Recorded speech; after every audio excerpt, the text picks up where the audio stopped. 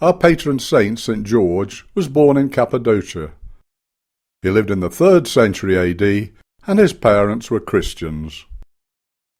He later lived in Palestine, became a Roman soldier, but protested against Rome's persecution of Christians. He was imprisoned and tortured, but stayed true to his faith. He was beheaded in Lydda, in Palestine, in 303 AD, probably on the 23rd of April.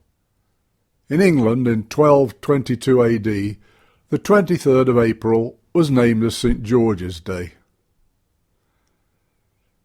During the early 2nd millennium, St. George came to be seen as the model of chivalry and was frequently mentioned in literature.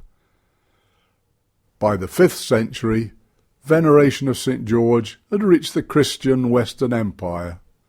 The legend of St. George and the Dragon was first recorded in the 11th century in a Georgian source.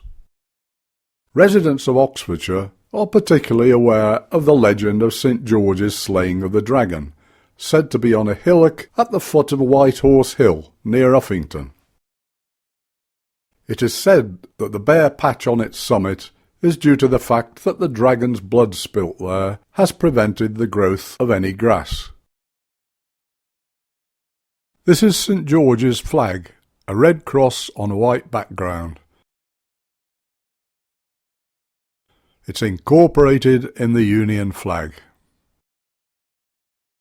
St. George's Cross probably originated in Genoa. In England, much of what we know about St. George has been learned from the Bishop of Genoa, Jacobus da Voragine's book, printed by William Caxton in 1483. It's called the Legenda Aurea, or Golden Legend, and concerns the lives of the greater saints of the medieval church. It's believed that St. George was adopted in England because he is popularly identified with English ideals of honour, bravery and gallantry. Hence this World War I recruiting poster for the British Army. The George Cross Medal depicts St. George and the Dragon along with the inscription For Gallantry. It's the second highest award in the UK honours system. It's awarded for gallantry not in the presence of the enemy. This fine bronze statue of St. George is situated outside St. Vitus Cathedral in the Prague Castle complex in the Czech Republic. As well as being the English patron saint, St. George is the patron saint of many other countries. In addition, a large number of Christian churches throughout the world are dedicated to him. St. George's miraculous appearance in 1097, leading crusaders during the First Crusade, is recorded in stone over the south door of St. George's Church in Fordington, Dorset. This church is believed to be the first one in England to be dedicated to St. George. In 1348 AD, Edward III founded the Order of the Garter and put it under St. George's patronage. Edward IV, followed by Henry VII, organised the building of St. George's Chapel at Windsor Castle, and it became the chapel of the Order. This is the breast badge of the Order.